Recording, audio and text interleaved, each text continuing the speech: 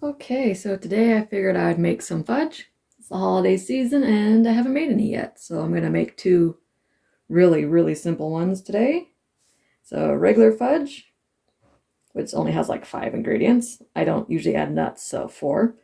It's simple, and then an easy peanut butter fudge. There's a lot of them out there, but this one always works out perfect for me. I have everything but the milk out, but milk's in the fridge. And yeah, I should get these made up in like 10 minutes and then let them cool and cut them up. So let's get cooking.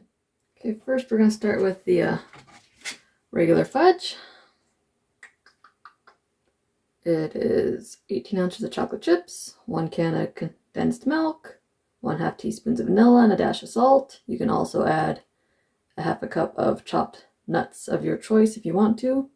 We usually use walnuts if we do it, but I'm not adding the nuts in. I just like plain fudge. This is a very dense fudge. Not as sweet as most fudges because it doesn't have all the extra sugar and all that stuff in it. Just has the sugar from the condensed milk.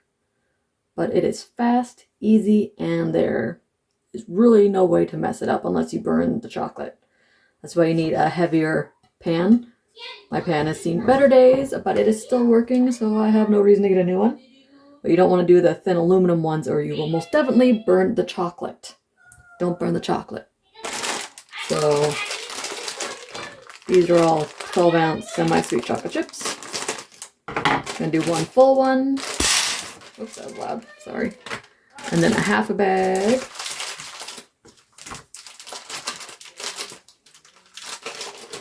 Not sure I'm going to do the other 1/2 bag yet, but maybe I'll make another batch of fudge.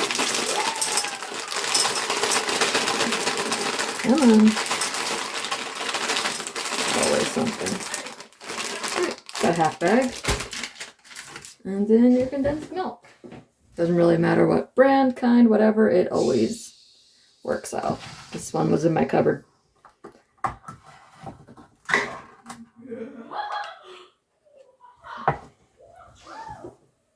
So you just add the chocolate chips and the condensed milk together, and then you get it over on the stove.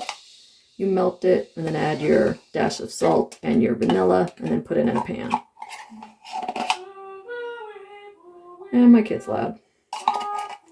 Or if you don't like that sort of thing, it's just how it is over here on this channel. My kid is always making noise if she is home. And if I'm home, she's usually home. That's just how the universe works. But I'm going to get this over on the stove and get cooking. Chocolate, condensed milk on the stove. It's going to take a good 5 minutes to get it melted down to cook because I don't want to burn it. So I have my heat a little under medium. If it starts melting really fast or starts sticking to the bottom, I will turn the heat down a little bit.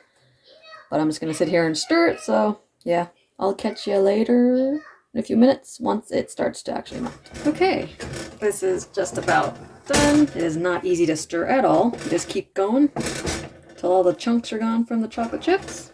I had to get a bigger spoon. I couldn't stir it with a small spoon.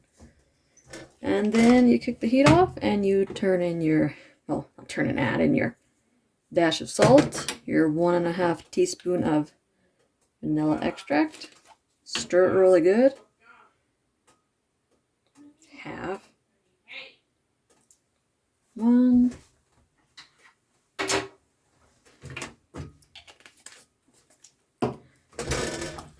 Stir it up.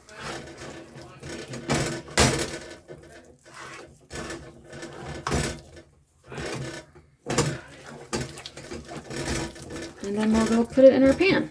The hardest part of this whole thing is getting it out of the pan and into the parchment. Well, I have wax paper because it's easier to clean up. You could probably use parchment paper or whatever, but since wax paper, it comes off easier. Okay, I got it all stirred in. Yeah, it's not as easy as other fudges that are a lot thinner because this literally only has a couple ingredients. But it is much faster doing it this way. And no one ever notices, unless you have other fudges around, that this is what it is. There's no reason to make things complicated if you don't have to. The thought that counts. This is fudge that I grew up on. Anytime I eat other fudges, they don't quite taste right because I'm used to this one. I think it was on the back of a can for a long, long time of condensed milk. Around this time of year you find them. And that's the ingredients, the free recipe you'd have on the back of the can. Okay, let's see. You're going to... It's not easy. And now the hole is trying to get it too.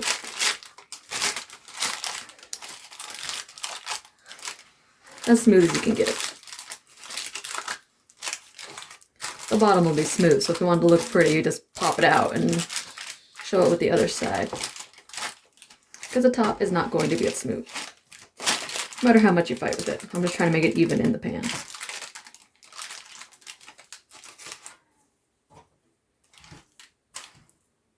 Okay, so this will go in my fridge for about 2 or 3 hours so it can cool 100%. You need it to be completely cool, not just the edges. The entire thing needs to be cool, or else you're not going to be able to cut it. So that's done, and I'm going to start the peanut butter fudge. Right. Everything's washed so I can reuse my pan. Got my half a cup of butter, which is a stick. Just gonna dice it up because the first step is to melt it and then add the brown sugar and the milk after you've done it, and then boil it for a couple minutes. So we got butter. I'm gonna go stick it on the stove while I get everything else prepped to go. So once everything gets hot, I can just start adding everything to it. Okay, we got our butter melted. So now we're going to add in our 2 cups of brown sugar. 2 cups. Be careful, you don't splatter yourself too bad. Because you pack the brown sugar when you use brown sugar. And then a half a cup of milk. I have my lactate milk. Hopefully it's fine. And now we're going to get the sugar melted down basically. It's already going. And then get it to a boil and let it, I don't think boil, I think boil for 2 minutes. Yeah, so I gotta stir it a lot because I don't want the milk to burn. And then we'll add the rest of it into it. Okay, we are boiling. Got my timer set for 2 minutes, and then we'll take it off the heat and keep going. Okay, timer went off. It's off the heat. I got a pad underneath this so it doesn't burn my poor wooden countertop. And then I stirred my half cup of peanut butter. And do this so it melts it down and gets nice and smooth. Peanut butter is so hard to work with. Okay, peanut butter.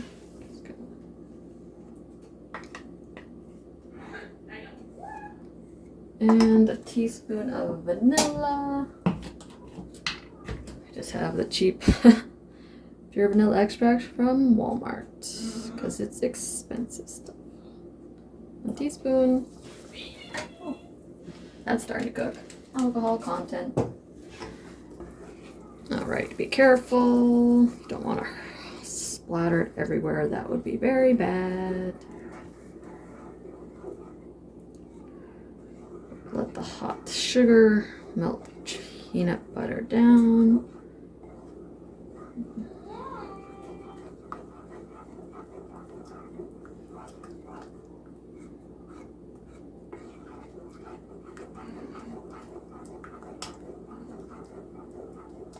Come on.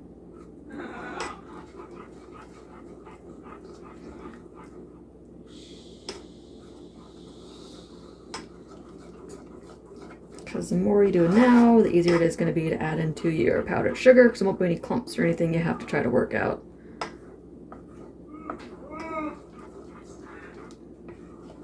A little bit that's on my spoon, but I'm just not going to scrape it off. It's almost done. It's only like 1 or 2 more chunks. You can see them melting. My kid's still in the background. Still doesn't know how to be quiet. Happily watching a movie.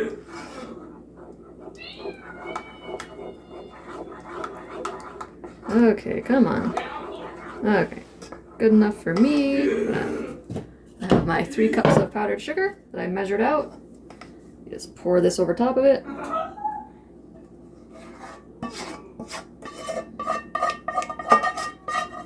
goodies out.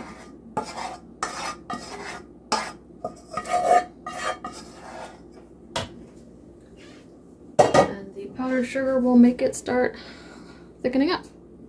You're supposed to mix it really good until it gets smooth and then throw it in a pan.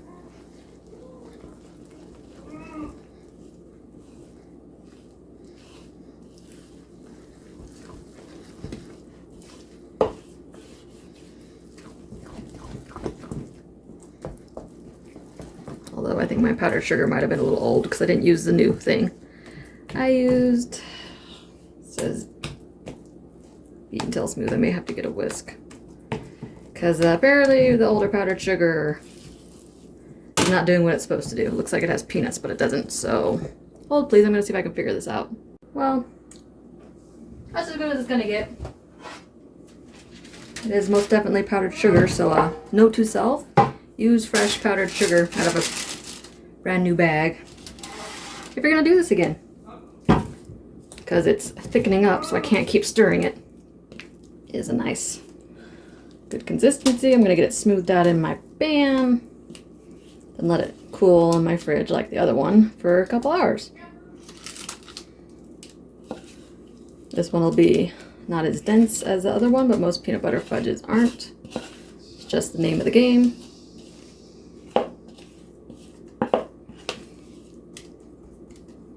These are just 8x8 pans in case. I don't remember if I said or not, but they're 8x8 pans. I just put wax paper in them.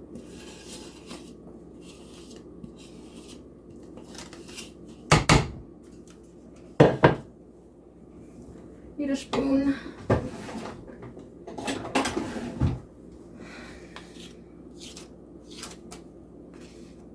Did not go as smoothly as I liked, but it's still going to taste just fine.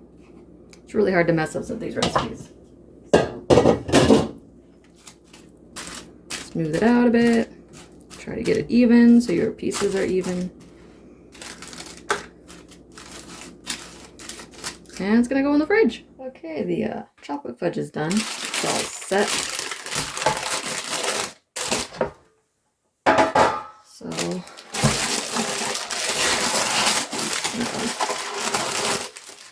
it's good to cut. I'm just going to make little like 1-inch pieces. I got a big knife. And you just dice it all up.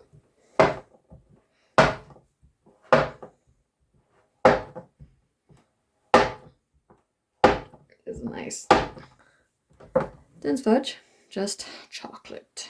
I get this cut up and we'll see how much we get. Nice little pile of fudge. It's not the kind of fudge you can eat a lot of, which most fudges are like that. It's really rich, sweet, and tasty. A little goes a long way. So we'll wait for the peanut butter fudge to get done and then we'll be done. For today, at least. Okay, I got the peanut butter fudge. See, I couldn't get all the. Use fresh powdered sugar. My other powdered sugar must have had some moisture or something in it that made it clump. So I didn't do that last time I made this. Oh no.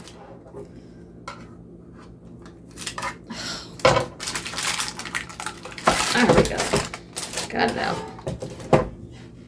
But that's okay. It'll still taste good.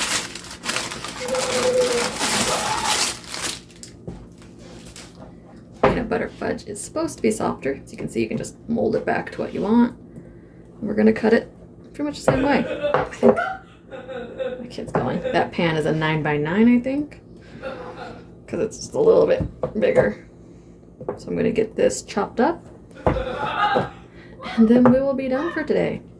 We got pretty much the same amount of peanut butter fudge. Which is squishy and good. And it's really... This isn't something you make just to eat for yourself. You make it for a party or to give away or to... If you have a big family or something, because you're going to be eating on it for a while because you can't eat that much at a time. But, yeah. Anyways, I hope you enjoyed my little video about fudge making and all that. If you did, you can toss me a like and subscribe. If not, I will catch you next time. Later!